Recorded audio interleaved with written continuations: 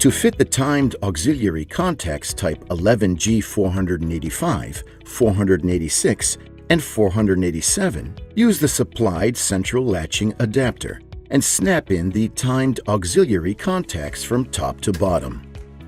To remove them, use this lever on the front of the contacts.